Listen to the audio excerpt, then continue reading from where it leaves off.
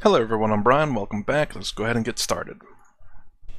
Sadhguru, I hear you clearly and I entirely agree with you that unless unity and order are kept even above liberty, if necessary, if there is a clash, we are in danger. I totally concur with you as a true democrat and libertarian.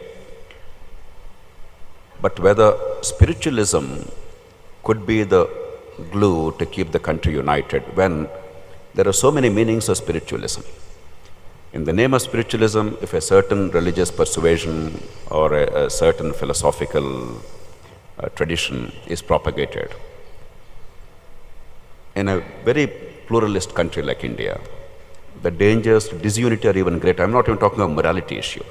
I'm not even talking of rights issue. The dangers to disunity are far greater, some people could argue, if you overemphasize a certain spiritual tradition. If the emphasis is on the humanist tradition that you have always been advocating, beyond a certain religion or beyond a certain philosophical tradition, then that will be perfectly all right. But unfortunately in this country, this mix of religion and politics has done us a great disservice. So how do you distinguish between religiosity in politics and spiritualism, which is true and all-encompassing?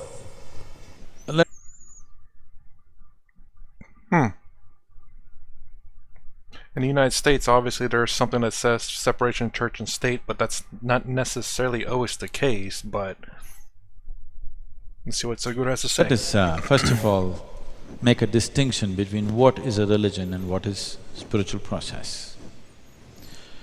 A religion arises because they have a set of beliefs. A belief arises because somebody says, this is it.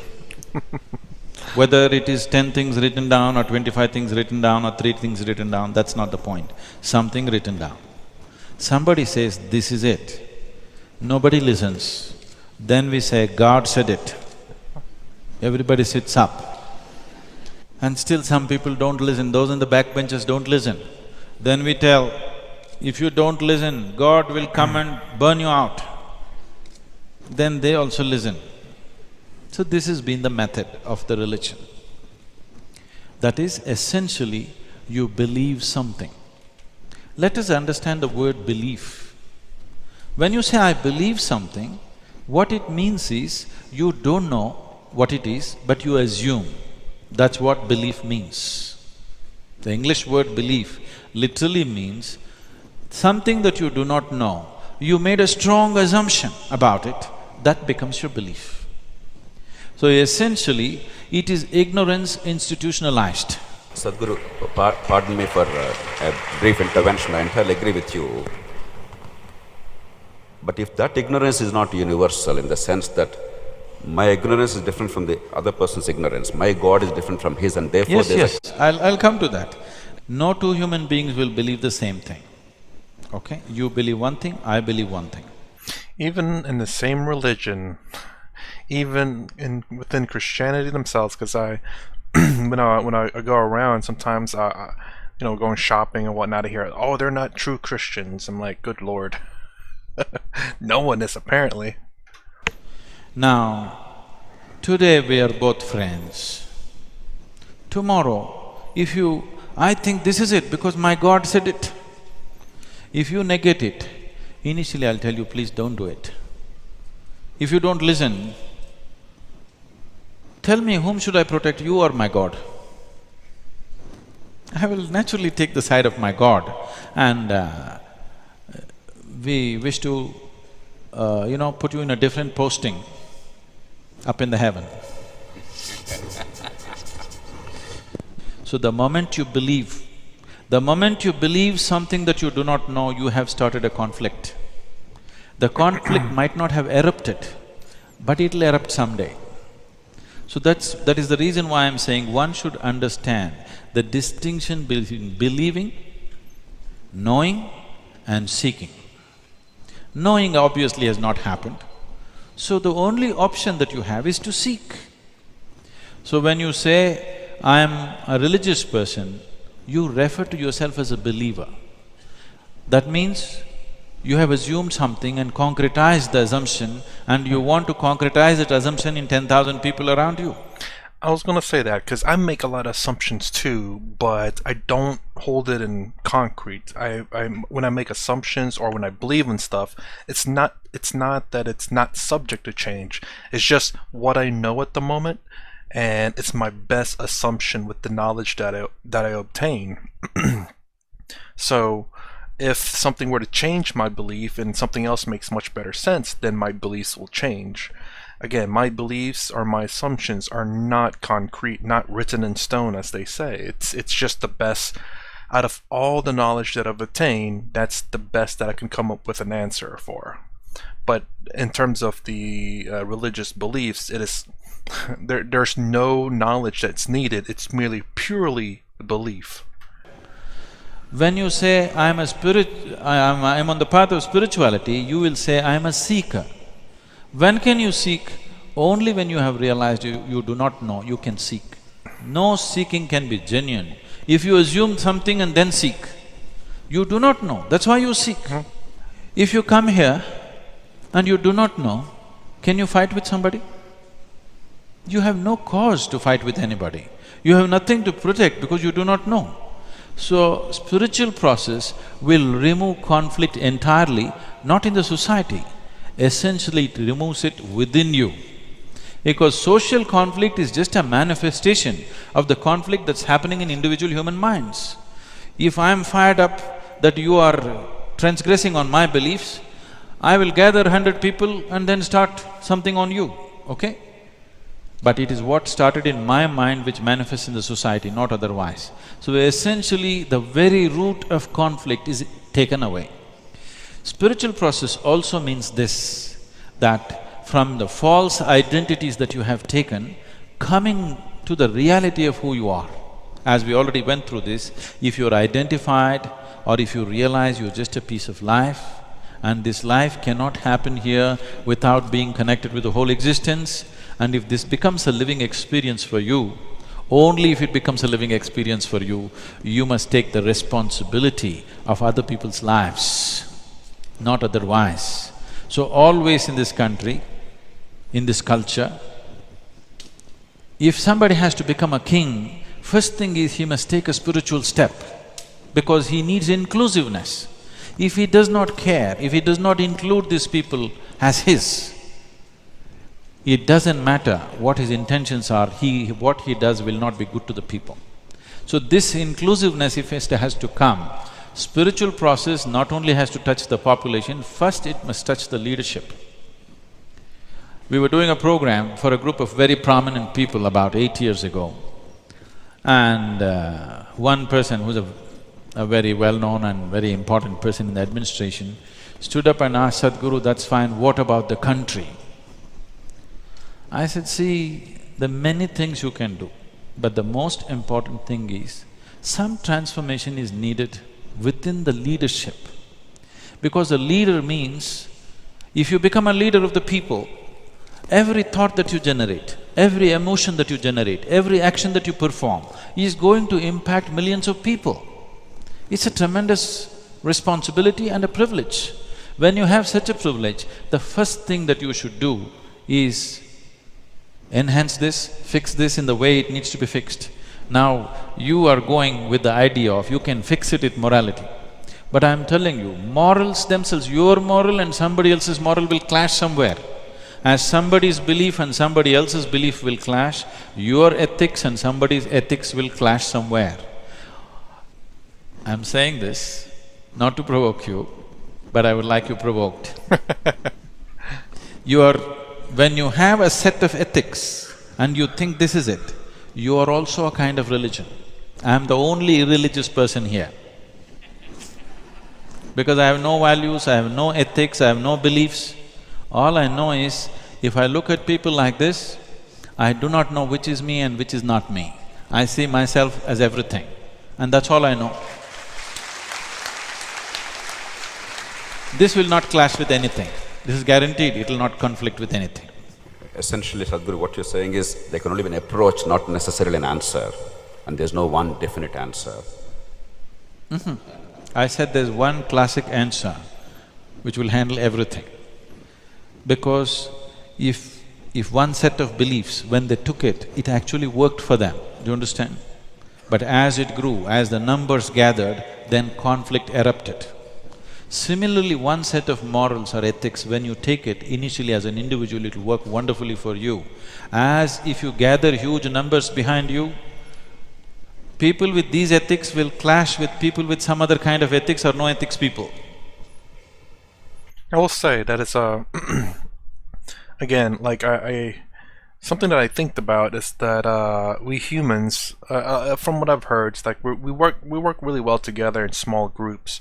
But when you start making that group gets bigger and bigger and bigger, it becomes more difficult to work together just because it's so many people with so many different ideas that it just becomes crazy. And I'm wondering if that's along the same lines of what Sadhguru is talking about, because he did say that, you know, with your ethics, with your small group of people, then when you start growing, that a lot more people have a lot more variations in their thinking and what is ethics or what is morality and all that. It'll be different. So you cannot really have another set of commandments. You have to think of Yes. a uniform framework which everybody can understand and appreciate. Sadhguru, you have made a very passionate plea for spiritualism beyond religion. Something like a pantheistic approach to life rather than belief in a particular God and therefore… No, spiritual process has always been not a religious process. Seeking the truth. You need to understand this. This is the only godless country on the planet. This may be shocking. Yeah. The people who believe and every day go to the temple. Yeah, I think Japanese were kind of like that to a degree. I'm trying to think of other places, maybe Chinese? I'm wondering if Asian in general were, and I mean, I'm limited in my history and country knowledge, but yeah. Only country? Wow, okay. You need to understand this, we have 33 million gods and goddesses because we understood the technology of God making. We understood God is our making. So if you want, you can make the tree in your garden a god. If you want, you can make a rock into your god. If you want, you can make your mother into your god. If you want, you can make your cow into your god. Anything you want, you can make it into your god. So we understood all we need is, if we look at life closely enough, there is no piece of creation without the hand of the Creator in it. When I say this, suppose we take an atom. We know how proton, neutron, everything is doing, but we do not know what makes it happen like this. There is some force making all this happen. Now if you as much as eat a banana, this banana becomes a human being over a period of time within yourself. There is an intelligence which is making this happen. This intelligence, which we call as the source of creation, this source of creation is in every piece of creation. If you recognize it, well, an atom could be your god, an ant could be your god, an elephant could be your god, anything. Because we understood this, we went on creating. Now, people say India has too many gods. I feel they don't have enough gods. We had 33 million gods and goddesses when our population was so. Now you can make it 1 billion. Yes, since then, because of external invasions and things, they made you feel ashamed of your gods, you stopped being creative. If you had 1.2 billion gods and goddesses, if every one of you actually you have this option, there is something called as Ishta Devata. If you don't like any of the gods that you have, you can create your own. I have my god, you have your god. Will we ever fight? No. Only if my god has a following of 100 people, now we are going to fight. My god is only my god, we are not going to fight. So this is a simple understanding we came to a long time ago.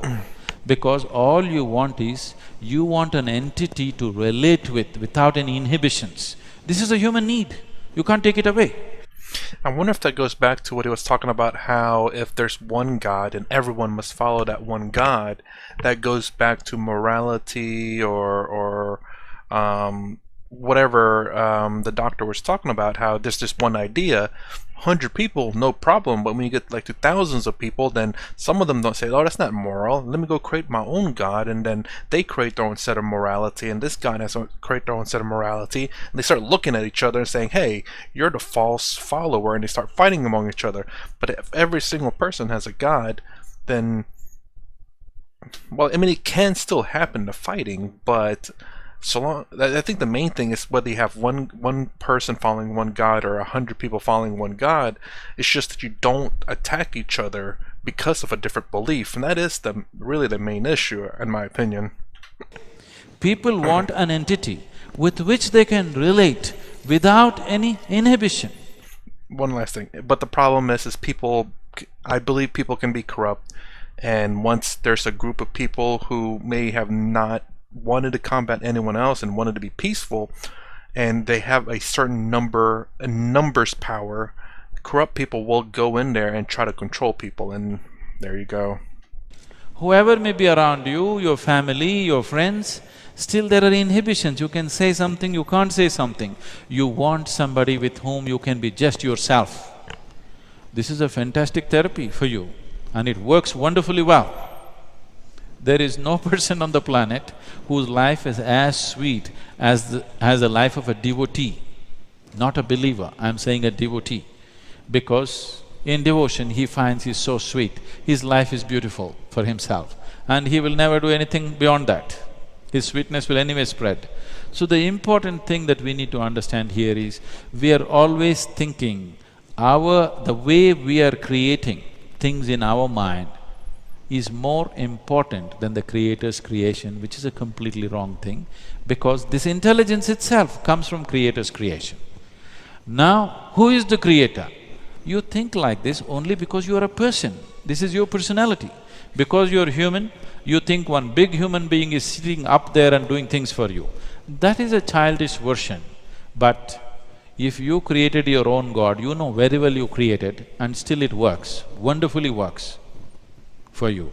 Now, the important thing is to make a distinction, a clear distinction between belief systems, which are labeled as religions of the world, and seeking, wanting to know. Modern science has grown the way it's grown only because people were seekers, isn't it? If you turn outward and seek, you get labeled as a scientist. If you understand, if you want to know life, the best thing is to probe the life that you are, you will become a spiritual person. But both are seeking. So, we call this spiritual sciences because you are seeking systematically. You are not assuming anything. This is needed. Because we fight because we've assumed, isn't it? It's our assumptions which are quarreling. The fight is never between good and bad, though people would like to project like that. The fight is always between one man's belief versus another man's belief, religious or otherwise. Sadhguru, to go back to the practical realm of politics and governance, you have a real challenge in the country today. There's no point skirting over that. You go to any party leader, any legislator in the country, an MLA or MP, or any chief minister or opposition leader, privately they all have the same lament. They say, look, I want to do something good, but without spending crores of rupees to buy the vote, I'm not able to get elected. Without putting up crooks and criminals as candidates in many places, my party does not have a chance of getting those seats. But once I get those people in this manner, I am helpless, because then I am caught in a vicious cycle. I am caught in a vicious cycle. I cannot get out of it. Now, what do? I know this is a self-created problem. After all, the political process that ought to be the solution has become the problem over a period of time. Partly because we centralized power, partly because we gave an illusion to people that a monarch is elected, a king is elected, not a representative to get things done through due process of law. Partly because we have not really ensured even simple delivery of services, a birth certificate, a ration card, without some bakshees or sifarish, nothing happens. So we have a complex mess. You don't have money, you're not born, just understand. You're not born, absolutely. One famous cricket star, when he was actually a test cricketer, he told me of a story in Bangalore. There was a death in the family. He went to the municipal office for a death certificate. And he wanted immediately. They said, no, you can collect it tomorrow by paying 50 rupees. Then he asked the lady at the counter, look, I have to go on a West Indies tour tonight, the test team. He was a very famous test cricketer. I will give you 100 rupees now. Can you give the certificate now? She said, yes. So one thing nice about corruption is it's totally socialist. Cricket star or influential person or a poor person, it applies universally. There is a huge problem. If you play 250 rupees, you can get it even if the person is not dead. Absolutely. Absolutely. Add a few more zeros, you can actually kill the person. But Sadhguru, given this context, unless some big changes are initiated, one, trusting our people to take care of their lives and their communities locally, empowering the communities so that leadership emerges and they understand responsibility and limits, but with a danda. Some things go wrong, you punish them very firmly, but people start taking responsibility. Now, you must define the word community. It could There's be a challenge on that. A village, a ward, whatever. That is not community. My religion is my community. My caste is my community. My family, my mama and his sons are my community. My village is not my community. My ward, what ward are you talking about? I don't know. My community is my blood. So, the definition of community has to change, which is not easy work. Because we have not done that work, these things work best if it is done when the euphoria of nationhood happens. You're absolutely right, Sadhguru. This is an extremely complex task. We messed up quite a bit. But now we have a challenge in our hands. We cannot give up in despair, obviously, and we cannot wait ad infinitum for a change, because India does not have the luxury of another century or 2 centuries to transform the democracy. We have to make it happen as fast as is humanly possible. Yes. We have been developing for too long. Exactly, we've been developing too long. So given that, unless you create a situation in which the kind of people who sit here, who ought to be willing to take responsibility politically in any sane society, they're not willing to, because they know it is a losing proposition. It is a thankless proposition, it's a losing proposition. But if you create conditions in which they can take responsibility, and a good person, good in every sense of the term, not only morally but in terms of competence, in terms of delivery, in terms of vision, in terms of leadership, is now shunning public life. If you create an electoral model where you actually make it easy for such people to get elected, then things could change. I will give one illustration, Sadhguru. We all talk about criminals in politics. Every state has some numbers, murderers, this, that. In this state, actually in 1999, we came out with a list of 42 notorious criminals contesting elections at that time in the state. That actually was the beginning of a process which led to a law in 2003. But what's important is not description of these criminals. Why are these criminals in politics in the first place? We are skirting the questions. The first thing is, when there is no normative justice, I'm not talking of the higher justice, I'm not careful with my words, even the justice in the court of law available to ordinary citizens, the criminal whom we revile has actually become the undeclared judge. He became the savior of the ordinary people. Therefore, he earned the respect and the money of the people. 2, once the criminal has that influence, he wants to be in politics because he can control the police in a system where the police are in the hands of politicians. 3, once in our electoral system, money power, caste power and muscle power together ensure a higher chance of success, the political parties are after you. And 4, in a system where nothing gets done in an ordinary course, danda seems to get at least some things done, and therefore people are trusting a criminal to get at least something done in a wooden and inflexible system. So without going into these issues, merely saying criminals are there, let all politicians say criminals, doesn't really take us far. So my appeal to you is, could we evolve a framework? Could we make at least this class of people recognize what is the complexity of a political process and what are the things, what are the levers we could find to bring about the fastest and most genuine transformation of our polity. As you articulated kind of defined the problem. It's quite a long definition. He said a lot, like a lot. I would like to stretch it a little bit before I answer this question. That is, criminals are not entering politics because they want to control the police or this or that. Essentially, whether a policeman or a criminal means both of them carry the danda. It's the danda. That's why the danda goes on, both theirs. Now one serves what all of us have agreed as law. Another serves his own understanding of how the society should be. And whenever those who carry the danda to enforce the law do not wield it effectively enough, in reasonable amounts of time, then naturally people will look to somebody else who has the danda, who will wield it quickly. You get justice quickly. See, this whole thing about criminal is a big word. But today in India, it's become very ambiguous. Who is criminal, who is not? As it is, so many people who are respected businessmen are in prison. Tihar jail is full of… They're planning to build a, Marriott hotel in Tihar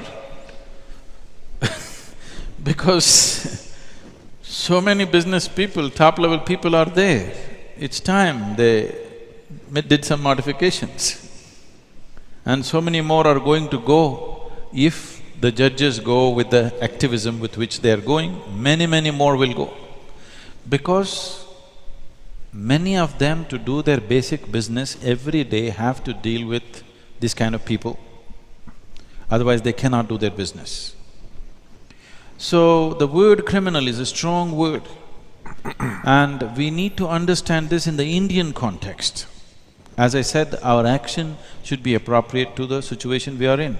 We cannot talk like Switzerland, where if you put it on the notice board, this is the law, everybody will follow it. That's not where we are. We need to be, we need a lathi to keep things going. We are still there, let's understand we are there. Whether we like it or not, that's where we are. So what is the solution? Solution is simple enough, but not so easily enforceable. Now it's very easy to say, all of you vote by this thing, whoever the best man. Who is the best man? I don't like any of them. So what do? Lot of youth don't go out and vote, they think that's a solution. No, that's not a solution. Whom do I vote? Okay, the best criminal. Best means what? You don't know. So, now we have come to a place, in Tamil there is a saying, Nallavan venama, vallavan venama. That means, do you want a good man or do you want a capable man? It's not possible to have both at the same time. I'm not saying it's not possible. Unlikely. But if that is the choice, what is your choice? If you are interested in the nation, you want a capable man. That's kind of funny. I don't know if that's what a lot of people are thinking about with Trump right now. But yeah, hold on. I was trying to find that out. So, terms for literally a stick, staff, or rod, an ancient symbol of authority, is the Hindu term for punishment. In ancient India, punishment were generally sanctioned by the ruler, but other legal officials could play a part. So basically, in a sense, the power to punish people. Not political science. If you are interested in your own morality and ethics and values, you want a good man.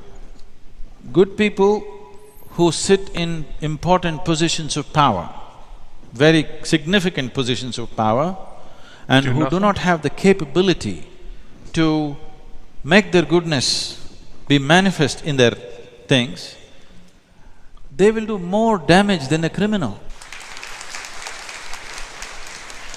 Is it because you don't want If to a act? criminal heads this country, out and out criminal, heads this country, probably India will become prosperous, he will rob the world. Right now he's robbing you, but if he becomes the Prime Minister, maybe he will rob the world. And many Prime Ministers, Presidents and Kings and Emperors of the past have all been robbers, and still are, many of them. They're robbing effectively elsewhere, and people are happy. Oh, geez, okay, well I didn't really say very much in that one, so that's very interesting. Yeah, and I don't know what to think about that, honestly. That is something I don't necessarily see in the United States, I will say. I mean, there's corruption, of course, but it seems like it may be slightly different. Now, capable man versus a good man, and that's what I'm wondering right now. Trump may have been not a good man, but maybe a capable man. But that's who knows. And then look at Biden, where he may be a good man, but he's not capable. But then again, that could be the situation as well. It's really hard to tell. But I'm Trump being a crook. I mean, maybe, I don't know. But yeah, who knows? Who knows how things would have played out if things were different in the world? If Trump was still president today, or if Hillary Clinton won the 2016 elections, who knows what it would have been? We can say what ifs to a lot of things that has already happened. We only know what has transpired, and that's about it. So anyways, that's the first part of this. I will be starting up the part 2. I forget how long that one is, but it'll be in the next one. Alright, so that's the final reaction to part 1 of moving to India. Again, I still don't understand what he means by moving to India. It is as though someone outside of India is moving to India, and maybe these are the warnings? I don't know. Usually, I mean, this is just technical English phrasing, but I'm just curious. In my opinion, there's generally a title will have some type of meaning to it. So if, again, coming from my own perspective, I'd say, oh, moving to India, someone outside of India moving to India. Or Sadhguru may have moved out of India and then is moving back to India. Or maybe the doctor here was born outside of India and moving to India. I don't know. But hopefully in the second one, maybe I'll get a little bit of better understanding. So far, it seems to be a lot of the political issues in India. So I'm still not seeing how the title's fitting in. Anyways, that's my reaction to this. If you like my content, please consider subscribing. Thumbs up, thumbs down below. Thanks for watching. I'll see you in the next vid.